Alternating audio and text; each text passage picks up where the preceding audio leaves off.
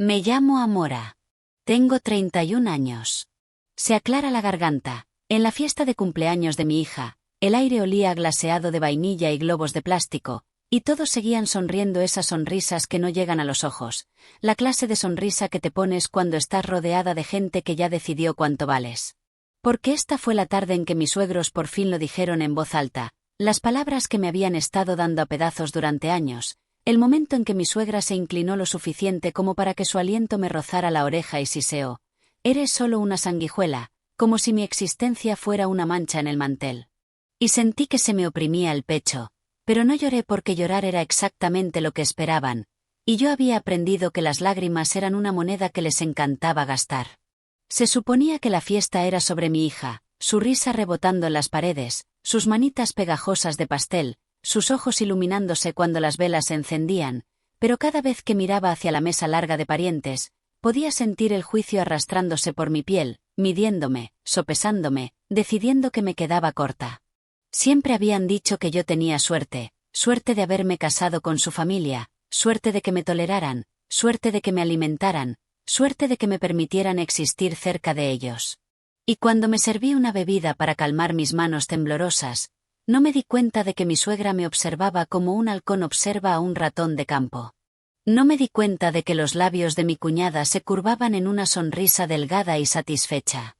Me estaba riendo con una vecina cuando me volví y lo vi con claridad, inconfundiblemente, el pequeño movimiento practicado de los dedos, la rápida inclinación de una muñeca, el suave golpecito cuando algo pálido se deslizó dentro de mi vaso, y de pronto las palabras de cada historia de venganza que había escuchado cobraron vida rugiendo en mi cabeza.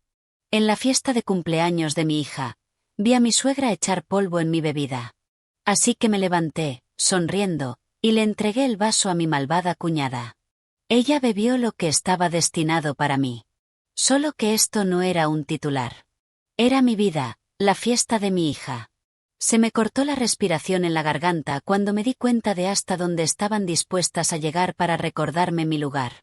No grité, no señalé a nadie porque el miedo afiló mi enfoque en lugar de embotarlo, y vi cómo los ojos de mi suegra se desviaban hacia mí, desafiándome a reaccionar, desafiándome a armar una escena para poder llamarme dramática, inestable, desagradecida, las mismas etiquetas que siempre me había colgado cuando me defendía.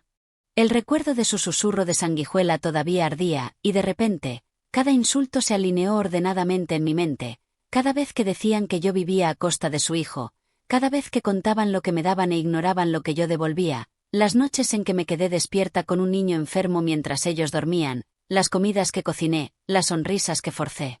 Mi cuñada se rió demasiado fuerte de un chiste que contó otra persona, fingiendo no notar mi mirada, fingiendo inocencia mientras estaba tan cerca de mi bebida.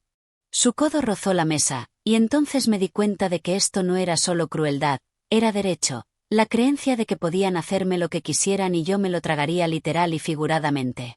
Mis manos se estabilizaron como si algo dentro de mí hubiera encajado en su sitio, una calma que me asustó más de lo que el pánico jamás lo había hecho, y envolví mis dedos alrededor del vaso, sintiendo su frío contra la palma, pensando en la cara de mi hija, en lo que significaría si lo bebiera, en cómo momentos pequeños como este moldean el futuro de un niño sin que nadie se dé cuenta. Me levanté despacio, la habitación aquietándose apenas una fracción mientras las sillas raspaban y las conversaciones bajaban, y sonreí, la clase de sonrisa que se siente como armadura, la clase que te pones cuando decides que ya terminaste de suplicar misericordia. Y caminé hacia mi cuñada, el corazón martillándome, pero el paso firme, la pancarta verde en mi mente parpadeando, historia real, porque esto era real y estaba pasando, y no había botón de deshacer. Extendí el vaso y dije algo ligero, algo inofensivo, algo de lo que nadie pudiera acusarme de tergiversar después, mi voz serena mientras se lo ofrecía, viendo parpadear la confusión en su rostro, viendo a mi suegra ponerse rígida, viendo la calculadora carrera detrás de sus ojos cuando se dieron cuenta de que yo no estaba interpretando el papel que habían escrito para mí. La habitación contuvo el aliento cuando el vaso cambió de manos, y en ese segundo suspendido, entendí que todo después de esto sería diferente, que la fiesta, los insultos, la sanguijuela susurrada, el polvo destinado para mí, todo estaba a punto de chocar. Y supieran o no, acababan de entregarme la verdad sobre quiénes eran y quién ya no permitiría que yo fuera. Mi cuñada tomó el vaso con una risa que era apenas un poco demasiado aguda, lo levantó como si no fuera nada, y bebió, y la habitación exhaló como si el momento hubiera pasado. Pero yo me quedé allí mirando, contando segundos en mi cabeza mientras el rostro de mi suegra perdía el color, porque ella sabía exactamente lo que había estado destinado para mí, exactamente qué línea acababa de cruzarse.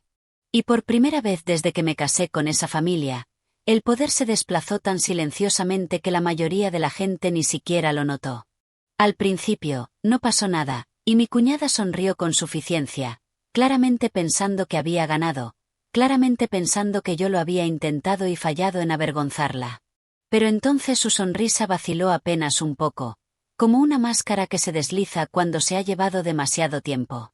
Se presionó una mano en el estómago, le restó importancia con una risa, dio otro sorbo de agua, y mi suegra se apresuró a su lado demasiado rápido, demasiado ansiosa, preguntando si estaba bien, llamando la atención donde antes no la había.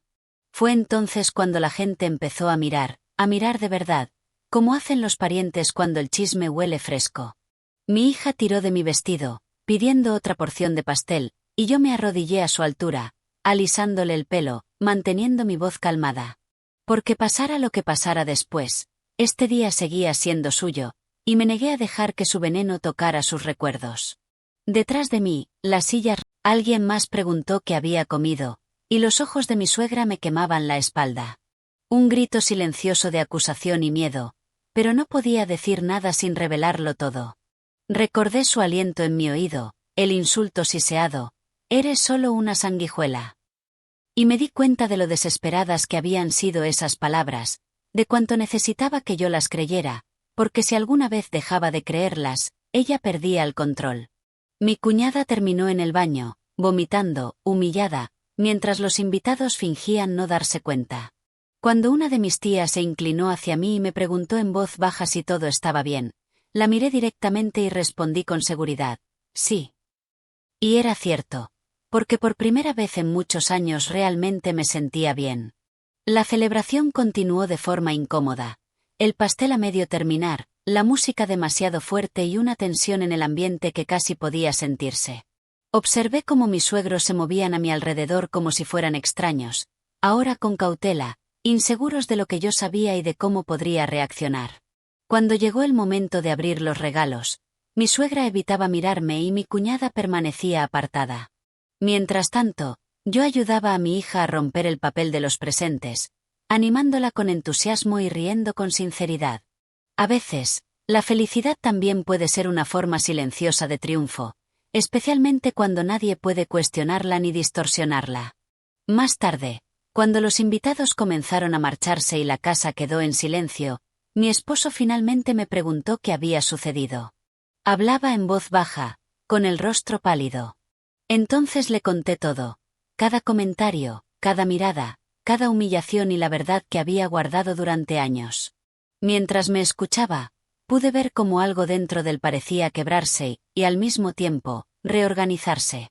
No intentó justificar a su familia, no minimizó lo ocurrido ni me pidió que ignorara el problema. Y ese simple gesto se sintió como una victoria más grande que cualquier discusión. Esa noche, después de que mi hija se quedó dormida abrazando su nuevo juguete, me senté sola en el silencio de la casa y recordé una y otra vez lo sucedido. Pensé en la decisión que tomé y en la serenidad que sentí incluso en medio de todo. Comprendí entonces que lo que durante años me habían ofrecido no era solo hostilidad ocasional, sino una vida de constantes humillaciones destinada a hacerme sentir pequeña, como si mi valor dependiera de ellos.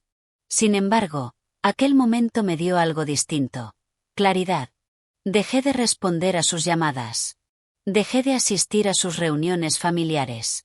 También dejé de justificarme ante personas que nunca habían estado dispuestas a escucharme. Las palabras que antes usaban para herirme dejaron de tener poder cuando comprendí que necesitaban rebajarme para sentirse superiores. Con el tiempo supe que contaban la historia de otra manera. Decían que yo los había avergonzado, que era manipuladora, exagerada e incluso peligrosa. Pero por primera vez, su versión ya no me importaba. Finalmente tenía clara mi propia verdad. Todo comenzó en la fiesta de cumpleaños de mi hija, cuando vi a mi suegra echar un polvo extraño en mi bebida. Me levanté con una sonrisa tranquila y, sin decir nada, le ofrecí el vaso a mi cuñada. Ella bebió lo que estaba destinado para mí. Ese instante no solo cambió aquella tarde, cambió el rumbo de mi vida.